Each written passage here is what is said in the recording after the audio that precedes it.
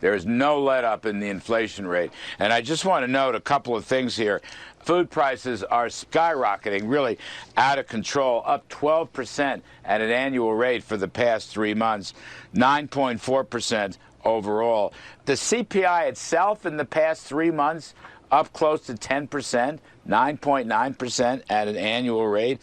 And if you take out Vladimir Putin, energy and food prices, you're still up about 6.25%, which kind of puts the lie to what President Biden was saying yesterday. I mean, this is going to be, buckle your seatbelts.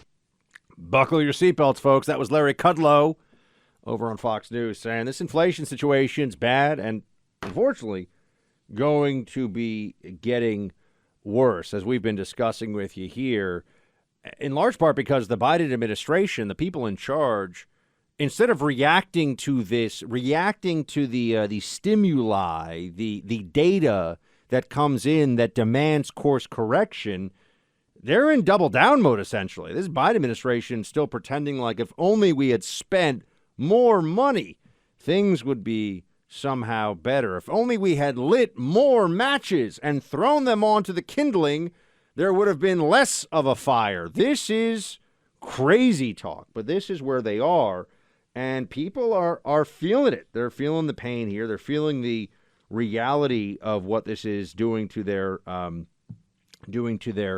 pocketbooks, doing to their monthly budgets. Our friend Jim Jordan, friend of the show, Jim Jordan, said just yesterday, or maybe, just last night, that, look, people are recognizing that the problem here is the people in charge.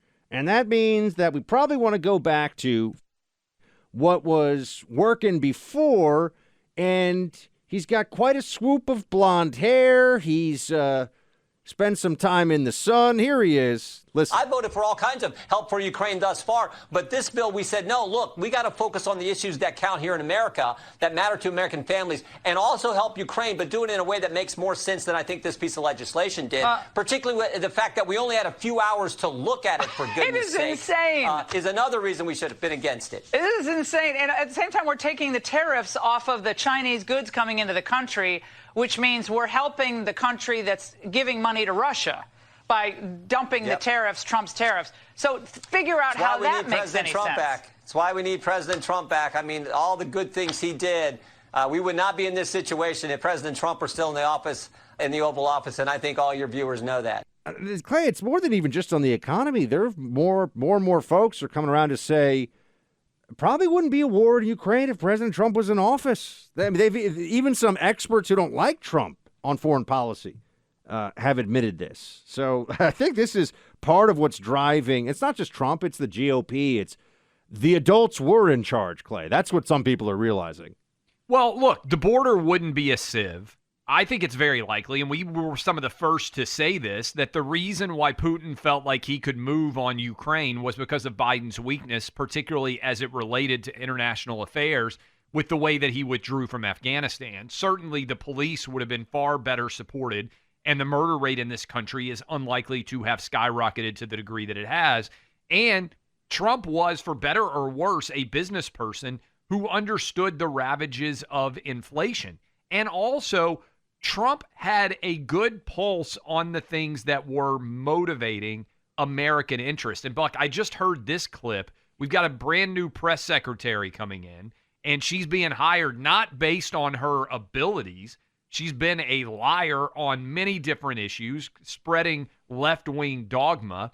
And the way that this is really crystallizing for a lot of people out there, certainly moms and dads, parents who are trying to buy baby formula, is we got a major nationwide shortage. As you heard earlier in the program, we were taking calls from the East Coast in Savannah all the way to the West Coast in Santa Barbara, California, of people experiencing the same thing, which was this baby formula shortage. Seems like something that you should be on top of if you're in the White House. And so there was a question for this new press secretary, hey, who's running point? Who's in charge of trying to help parents who are dealing with this baby formula shortage? This is something that a competent White House, if there were truly adults in charge, would be on top of. Listen to this answer And listen to this laugh if you are out there driving around desperate to find this. Listen. Who's running point on the formula issue at the White House? You mentioned the White House is involved. I mean, I at the White House, I don't know. I can find out for you and get you a person who's running point. Buck, this is infuriating, right? First of all, you're laughing at something that is making parents drive around to 8 or 10 different stores to try to literally feed their children. But I can give you a specific example. Buck, I fought hard for sports to come back in 2020 when it came to all the cancellations that were going on at high school, college football, and in particular, I was working hand in hand with the White House to try to get Big Ten football back. So for all you listeners out there in Michigan and Wisconsin and Pennsylvania who are big Big Ten fans, Indiana, I know we got Ohio, tons of you out there listening. Do you know who they had running point in the White House? Great guy named Tim Pataki.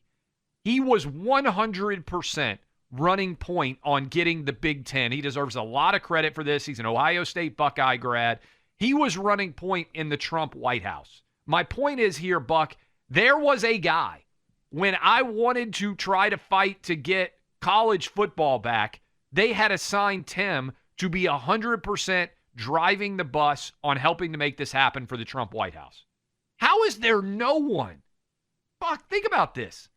How is there no one running point on a freaking baby formula shortage in the White House such that they can't even give us a name of someone who is focused on this? And how could you not foresee that there should be someone here? Just to give a sense, I mean, you remember when the expert class of Fauci and the rest were demanding the invocation of the Defense Production Act for the 1 million ventilators that we absolutely did not need. And in fact, the history of the use of ventilators is one of the more controversial components of the early pandemic because of an incredibly high fatality rate, and it was essentially a really bad approach early on. But point being, Defense Production Act, we need 1 million ventilators. People can't find baby formula for their kids. Yeah. They can't get it. We've got, Clay, we could have taken calls like the whole show of people that can't find baby formula for their kids. The Biden administration, I mean, I know there was that actor who superglued his hand about the vegan milk prices at Starbucks, which is still amazing, by the way. Yes. It's like if SNL was funny, which it is not, they would do sketches like vegan milk protester at Starbucks, who's actually a famous actor. But you see what this Biden administration is focused on.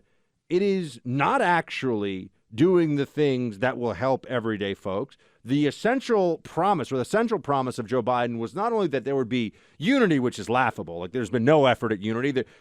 Joe Biden's presidency so far has been defined by pushing for people to be fired as the other for refusing a vaccination that did not stop the spread. Full stop. Did not stop the spread, and we all know it. So that's Joe Biden. He's the anti-unity president. But he's a guy who's been giving the same speech for 40 years about, we need to get folks, kitchen table, pay the bills. I know what it's like, the usual shtick. And what are they actually looking at? I mean, what are they really? $40 billion for Ukraine, a wide open border, wants to spend trillions more dollars when inflation's at 8.3%. We got the formula shortage for babies all over the country. You wonder, what do they think their job is? Apparently, they think their job is to make sure that your toddler can be taught about the 37 genders that the left made up yesterday. Yeah, how about we feed babies instead of worrying about what pronouns you want to use in your school when you're in first grade? And here's the other thing. Trump, to your point on the ventilators, Buck, accurately pointed out that we were going to wildly overproduce ventilators and we're going to have a lot that were not being used. And the reason why I think that's significant is when you run a business, and I know we got a ton of people out there who run small businesses, that's a backbone of our American economy. When you have to run a business, one of the most important things about running any business is figuring out how to spend your time. And I ran a business before I sold it to Outkick. Sold Outkick to Fox. There are a billion things every day that are on your plate that you're trying to address. And one of the particular skill sets that I think Trump had is, as a business person, he understood what mattered. And he intuitively knew what the American public cares about. Think about Joe Biden, who claims that he's Amtrak Joe, Scranton, Pennsylvania Joe. He's a grandpa. How is he missing this huge baby formula shortage and not, if he were truly competent, Buck, if many of you out there listening right now, if you were in the White House, you wouldn't be perfect on every decision, but recognizing what Americans are struggling with and trying to address it is the number one job, I would argue, in many cases of the president. How do you not have somebody running point on a baby formula shortage? And how are you not prepared for questions like this? How are you laughing them off? Yeah, well, it's because, Grandpa Biden really could be and should be, just from a political optics perspective, out there telling people exactly what you're saying. We're on it. We know this is a problem. We're working with private industry. I've been on the phone for the last hour with the head of Walmart, with the head of Target, with the head of, Dwayne Reed or CVS or whatever. We're breaking down every barrier. We're going to make sure there's baby formula on the shelves. As we said in the show, it's probably the most important food stuff item you could possibly have for, if you're looking at food. I don't know. Yeah, I mean, there's certain antibiotics and things people certainly need as well. But in terms of food, this should be top of the list. And there's an opportunity here, but they don't think about this because their attitude is, we've got to have more Ukraine flags in our bios, and we got to send them $40 billion. And this is a fight for democracy, and they'd rather talk about that. They'd rather focus on that. And there are limited hours in the day, limited decision-making capability. This federal government doesn't have any answers for folks that are feeling the pain right now, Clay, and people who can't find baby formula among them. Should be on the phone with every baby formula production company in the country saying, what could the federal government do to help you get more baby formula on the shelves? Are you caught up in a supply chain crisis? Is there some inability to move your product around? Let's facilitate that as best we can. This White House can't even tell you who's working on that in any way. It should be the president himself, and at a minimum, it should be a high-ranking official. They don't have anybody. It's failure in every direction.